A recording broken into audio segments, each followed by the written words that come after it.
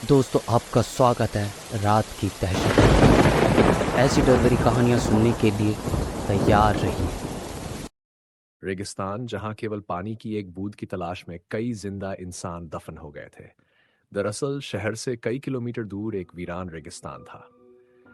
रेगिस्तान के आसपास कुछ ऐसी रहस्यमयी जगहें थीं जहां खनिज पाए जाने के संकेत मिले थे। इस लालच में कई लोग उस रेगिस्तान में जाने की कोशिश करते और रेगिस्तान की रेत में कहीं खो जाते। हालांकि कुछ लोग वापस लौट आए थे, लेकिन वे रेगिस्तान के ज्यादा अंदर तक नहीं जा पाए थे, इसलिए उनकी किस्मत अच्छी थी। ऐसे ही एक व्यक्ति थे कृपाल सिन्हा, जो ऊंट से रेत के रास्ते सामान ढोने का काम करता था।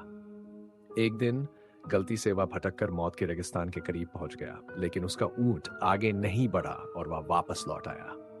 कृपाल सिन्हा ने भूतिया रेगिस्तान की खूनी हलचल महसूस की थी।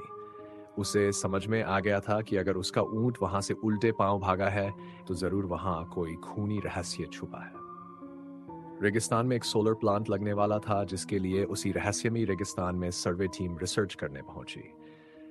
रिसर्च टीम को पता लगाना था कि रेगिस्तान के किस हिस्से में सबसे ज्यादा तेज सूरज की रोशनी आती है, क्योंकि उसी की किरणों की मदद से विद्युत उत्पादन किया जा सकता था।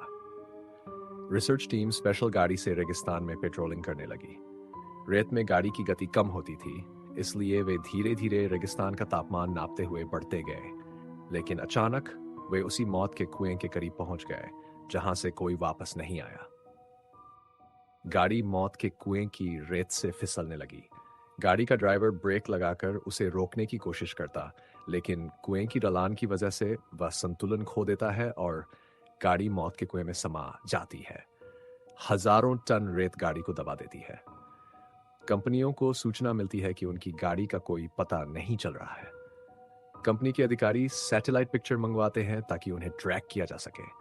लेकिन ताजुब की बात है कि एक वक्त के बाद सैटेलाइट पिक्चर में भी उनकी गाड़ी नजर नहीं आती। रेगिस्तान का रहस्य खुलने की बजाय उलझता जा रहा था। कंपनी के बहुत से पैसे उस प्रोजेक्ट में लगे थे, इसलिए उन्हें किसी भी हालत में सर्वे पूरा करना ही था। कंपनी के अधिकारियों को पता चलता है कि कृपाल सिंह नाम का एक व्यक्ति उस सैटेलाइट पॉइंट से आगे तक जा चुका है, जिसके सबूत वीडियो में है। अधिकारी अपनी टीम के साथ कृपाल सिन्हा के घर पहुंचते हैं। कृपाल सिन्हा घर में खाना बना रहा होता है। अधिकारियों को दरवाजे पर देखते ही वह पूछता है, आपको किससे मिलना है? अधिकारी उसे उसके नाम से संबोधित करते हुए हाथ बढ़ाते हैं। कृपाल सिंह सभी को बैठने को कहता है।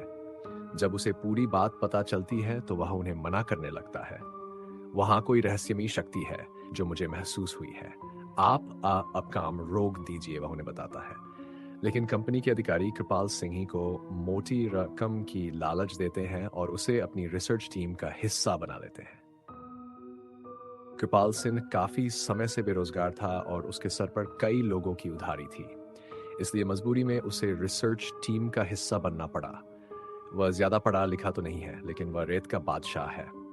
उस रेगिस्तान में कृपाल सिंह से ज्यादा कोई नहीं गया था, इसलिए उसे उसे कुछ लोग रेगिस्तान का जहाज भी कहते थे।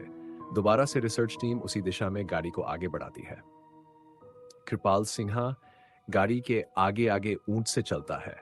उसे पूरा यकीन है कि खतरा समझ में आते ही उसका ऊंट उसे आगाह कर देगा। इस बार कृपाल सिन्हा काफी आगे तक बढ़ता जाता है, लेकिन ऊंट कोई प्रतिक्रिया नहीं देता। कृपाल सिन्हा को संदेह होने लगता है कि कहीं ऐसा तो नहीं कि इस बार ऊंट को पता ही नहीं चल रहा हो कि आगे खतरा है। कृपाल सिन्हा के पीछे रिसर्च टीम की गाड़ी बढ़ रही होती है। अचानक गाड़ी की गति तेज होने लगती है और वह फिसलते हुए कृपाल सिन्हा के बगल से आगे निकल जाती है।